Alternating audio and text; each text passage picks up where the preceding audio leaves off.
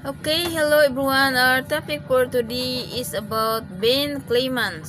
So, false prophet Bible warnings.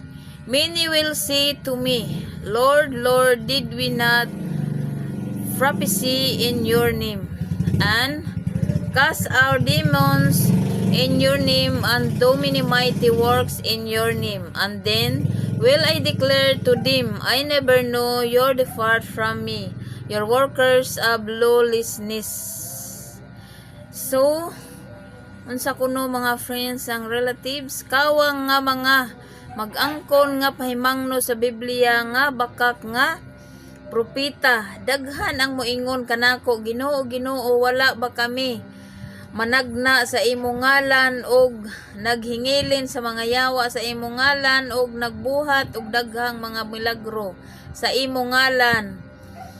Kang mags siling ako sa ila, wala gid ako makahibalo nga nagbiya kamo sa ako, kamo nga mga magbubuhat sang kadautan.